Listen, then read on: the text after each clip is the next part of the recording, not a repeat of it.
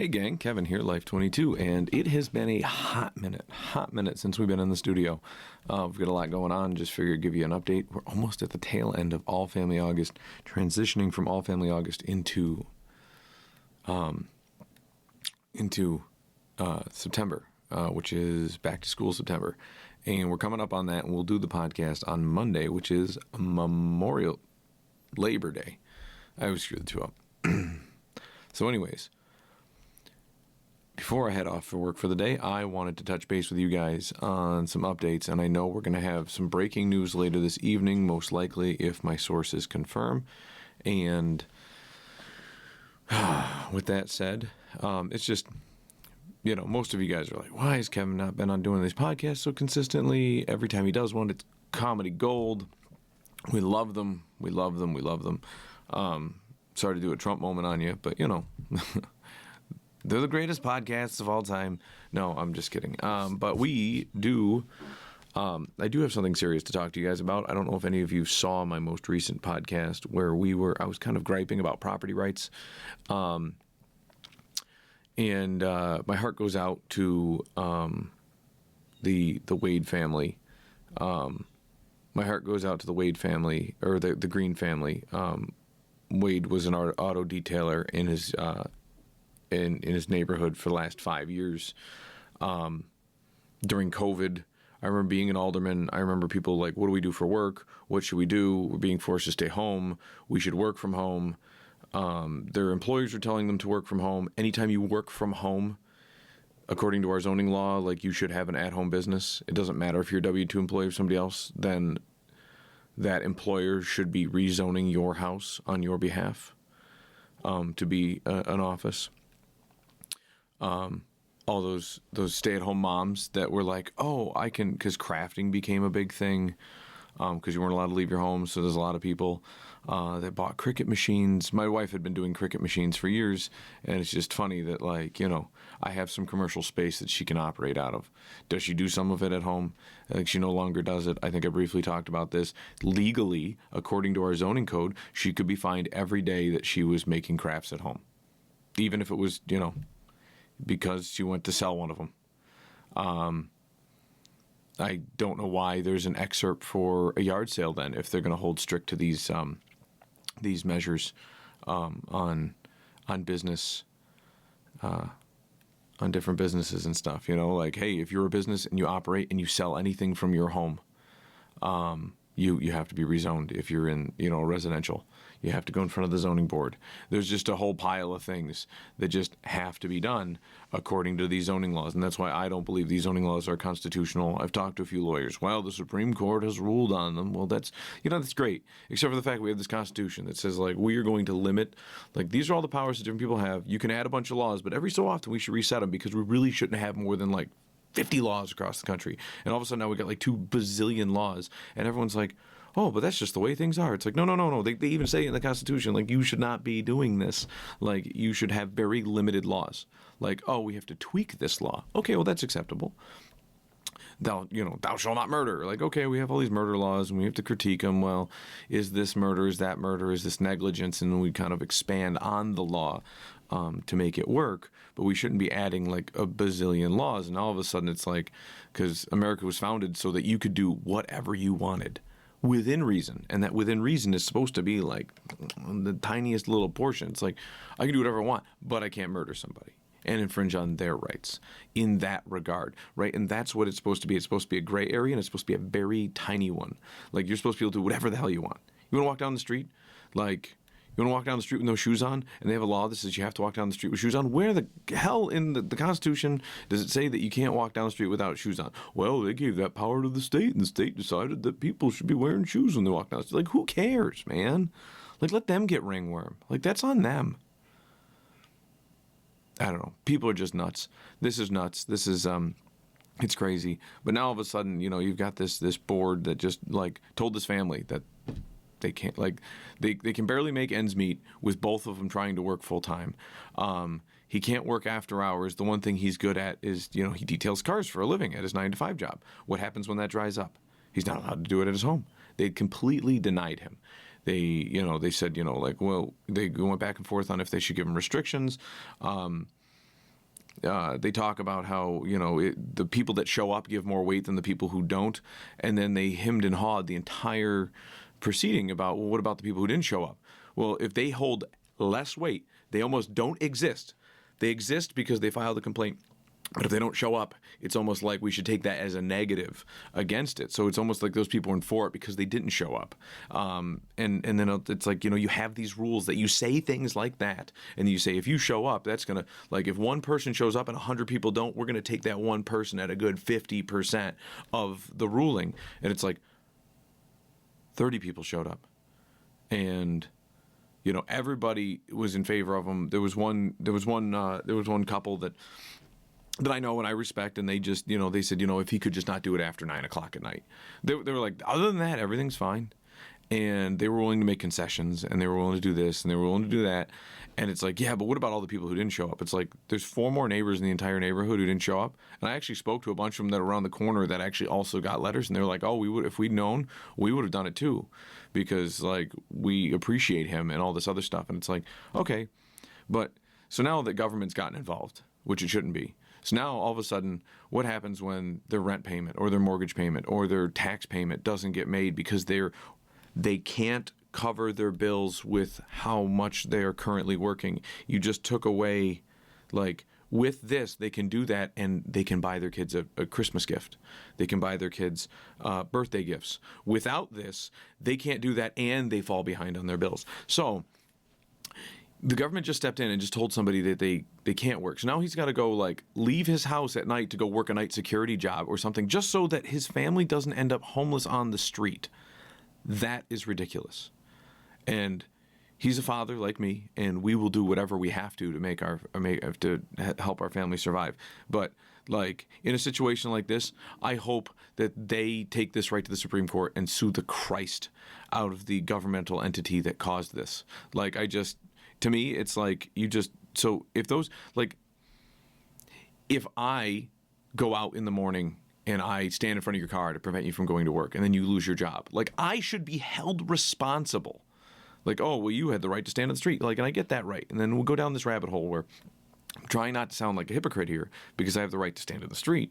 But if I'm also, like, my actions also have consequences, right? Like, I have free speech rights, and I also have to understand the ramifications of my speech.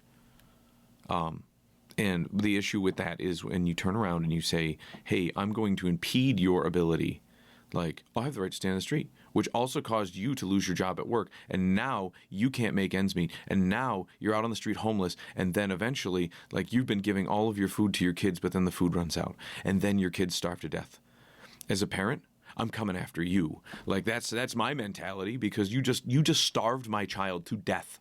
Like, that's it. Like, I mean, oh, he could go get a different job. Like, no, that shouldn't be. This is what he likes to do. This is the American dream. You should be able to do what you like to do and make money at it and be able to prosper and be able to survive. And there's where the in limits come in, because I'm sure some of you are like, well, what about the drug dealers in your neighborhood with your neighborhood watch? Like, yeah, okay, so they really like doing their drugs and all that other stuff. Okay, well, that's part of the parameters that fall into that small category of don't murder, because that's essentially what drug dealers are. Drug dealers are murderers. They're handing drugs out to people knowing that, like, especially with this fentanyl stuff, like, they know, and they're adding fentanyl to it, and the customers are begging for more fentanyl so they can get closer to that high, that closer to the death. They're like the guys who choke themselves, like, the closer they can get to suffocating and then come back to life. That's where they get their high. That's where they find it. And so my biggest issue is, like, all these people and just where they're thinking, like, man, like, you, like, that's a completely different argument. And I'm playing devil's advocate against myself. I know no one's brought it up yet, but I'm also constantly criticizing myself to make sure that I don't come across like a hypocrite. And sure, I will. Sometimes. Everybody does. Everybody's a hypocrite to a degree, right? But there are parameters in place for this stuff. If you're impeding someone's ability to go to work, like you specifically just said, you cannot work. You just said that. Well, I mean, what? Like, I'm trying to wrap my head around it. Like, if that family becomes homeless, loses their house and their home and everything, I think that the government entity should be held criminally responsible. That's like, it's ridiculous. And then if and I know a bunch of those people on those boards, and I know they're just trying to do the right thing, and they were juxtaposed into a position. They said, hey, you want to do this? Like, yeah, I'll give back to my community. And they don't realize that, like, I was raised in a society where zoning was acceptable. The problem is that zoning was a farce that was shoved through by one political party over another, or a group of people that said, well, I should have the right to infringe on other people's rights, and then nobody had an issue with it, and then it got through. But the problem is it shouldn't have existed. Like, I think I should be able to murder people, and we have this giant murder board, and you just submit who you want to have murdered. It's the same thing. It's an infringement on people's rights. An infringement on someone's free speech rights is the same as an infringement on their life itself. That is it. Because if you have the right, if we are willing to send, like, if we ran out of soldiers, and I've gone over this argument in the past, if we've run out of soldiers to send to war to go fight, eventually we start drafting all the able-bodied males, and then eventually we start drafting the women and the children, because essentially, like, if you're losing a war, it is us or them, and that's how it works. And so what ends up happening is you end up, like, to the point that you would have a population of 0 is when you win or when you lose a war officially. And so, like, if for freedom and free speech and our constitutional rights, if we're willing to take population 0, which is the parameter of the United States, we as a populace will defend our freedoms, our beliefs, and our constitutional documents to our end, to the point that we don't exist anymore. Then that would be the inevitable conclusion when you walk down that path. And that is, I don't understand why people can sit there and say, if we're willing to do that, but then all of a sudden inside of our own government, we've got this cancer that says, oh, we can tell people they can't have a yellow house. No, the moment that you tell somebody that they can't have a yellow house in a certain neighborhood, or they can only have a certain color house in a certain neighborhood, is the moment that you've pretty much just accepted that, like, also murder is acceptable. We can choose and infringe on anybody's rights in any way, because once you do it once, you can do it whenever. And so what I'm saying is, you need to backpedal.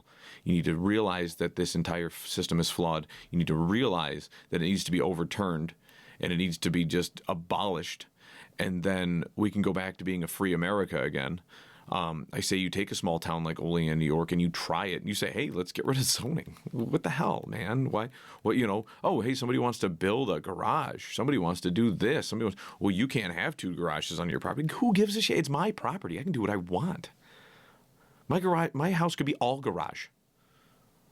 I'd turn my house into a garage. Be like, oh yeah, no, I live in the basement, and I've got 4. It's an entire 3-story car garage. Like, that's, I could do that because it's America. It's nuts. And I think it needs to be overturned. I think all of this stuff needs to be overturned. I think that the people that sit on the board should realize that, wow, okay, I did not, Kevin brings up a very good point. I did not realize that this is a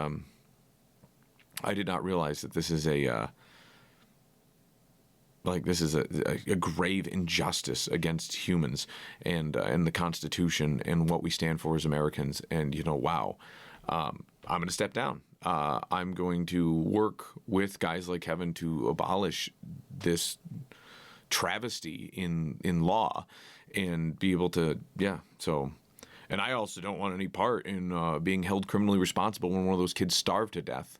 He'll probably make it work, but the problem is that you've just caused him to go down that road where he potentially couldn't. You're literally pulling food out of his kid's mouth. And I say literally because that's what you're doing. As soon as you stop somebody from going to work, as soon as you make them lose their job, that's why cancel culture is such a hideous thing.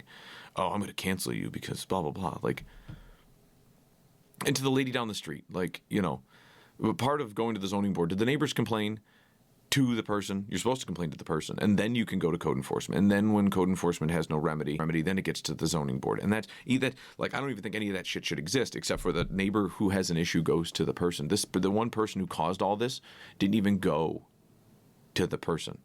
You don't get to be passive aggressive in this world, because guess what? You were the accuser that caused this. You're the one who has to stand up and face them. And if you don't face them, then your argument means nothing, and that's what the Fifth Amendment. That's what the whole thing is for. If you don't have the right to, if you're not going to publicly accuse somebody, or if you are going to publicly accuse somebody and you're not going to stand behind it, then it means nothing. It means nothing. I spoke with somebody the other day about how people take these arguments, and or they'll take, like, the same way if you don't show up to the meetings, like, they don't hold any weight to it.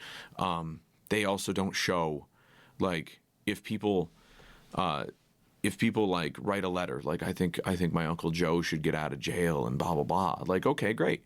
And then when it comes time for his probation hearing and his parole hearing, and you don't show up, like, that piece of paper means almost nothing to the system, because you weren't willing to show up and actually, like, stake claim and put your name down that this person deserves to get out.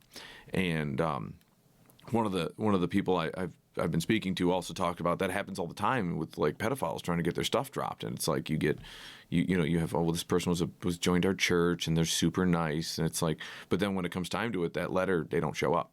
And I don't blame them, because I wouldn't show up either, because I also think that there should be ramifications if you do show up, because the same way that your word means something, it also means that you have to,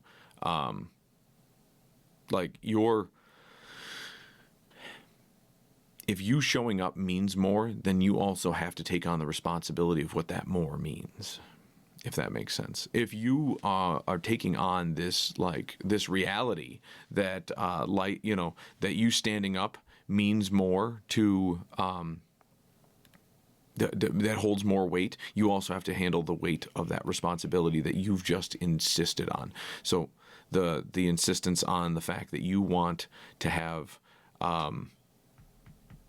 you want this pedophile to get his charges reduced, or wants him to drop off a registry so that people don't know that he had past crimes, or get it knocked down to a lesser crime, or lower himself on that chart, or be able to live within so many distance of a school. If that person relapses, or your Uncle Joe's a stabby Joe is what they used to call him, you know what I mean? And you just, you got him out on parole, and then he stabbed somebody else. I think you should also be held part responsible, because you got this person out when the system was working as intended, and it protected the rest of us from these people that should not be functioning members of society. I think as soon as you open your mouth to do that, I think that, like, you need to put your money where your mouth is. And I think that you need to start seeing some charges for that. The same way that actions have consequences, the same way this board is about to starve to death a family, the same way that the neighbor who made a complaint wasn't able to back it. I think if she stood up and said, this is my issue and blah, blah, blah, and I don't think you're allowed to be a pussy and not tell people what you think. And if you do, then, your opinion at home, under the covers, you hide under your covers and you speak your own opinions to yourself in a little echo chamber of comforter. It's great. You have that right. But the problem is that it doesn't hold the weight. This is how the gravity of the world works. It doesn't hold any weight if you're not willing to publicly speak it and not hide under the covers, and you have to say it so everybody can see you. That's why I'm now a big proponent of marriage. You stand up in front of all your friends and family and state, this is the person I'm spending the rest of my life with. I love this person. I'm not going to, I'm not going to have any infidelity towards this person. There's just a ton of things like that in our world that hold more weight. And when you're not willing to do things like that, you're not willing to make those sacrifices. I can't remember one of the founding fathers. I think it was Federalist Papers. It was, I think, Thomas Jefferson, maybe. I'll have to double check this. But your rights mean nothing without duty. So if you don't have the duty, the integrity, the moral strength and fortitude to hold through and, hold yourself to a higher standard, to defend women, children, families, to protect your marriage, to protect your God and your country, then your rights mean nothing. So you can sit there and say, I have human rights. Well, what does that mean if you're just a lazy good-for-nothing that just shoots heroin and just OD'd on the street? Well, I guess your life means nothing to you, so why should it mean something to me? And that's really what it comes down to. That's my interpretation of that duty, just to one degree of it. I've gone on a pretty long rant this morning, but I think it was well worth it. So my heart goes out to this family that, and it's, like, now, because all of a sudden now it puts upon people like me, right? Because now I'm going to do what I can to help this family out so they don't starve to death, because that is the duty that I feel to my community. Somebody who's just trying to work and do hard work and do the right thing. And then people who, run legal counseling centers out of their home, right up the block, just because they didn't get a zoning permit to re-permit their, well, mine doesn't have a pressure washer. I'm just giving a devil's advocate for a For an argument, I'm sure that person would make, I don't make noise. Well, tough noogies. Tough noogies. A business is a business. That's how you went at them. Live by the sword, die by the sword. That's how it works. So I'm livid because I'll end up doing what I can to help this family survive. And I know there's a bunch of other people in that neighborhood that will do the same. It is just ridiculous that things like that happen. We have more important crimes to be fighting. It's just like everywhere across the country, we're short officers since the 2020 riots. Nobody wants to be a cop anymore. And it's like, and then New York State comes through and they harbor people, they tie people's hands behind their backs on actual crimes. And then like the government resources are still in place. And they're like, well, we got to go after somebody. Let's get the poor kid who's detailing cars in his driveway in the evening and on weekends, every other weekend. Like he's doing what he can, man. This is my follow-up gripe. So, all right, gang, I'm sure we'll still have breaking news, like I said earlier, later this evening, and we will talk to you guys next time on Life22.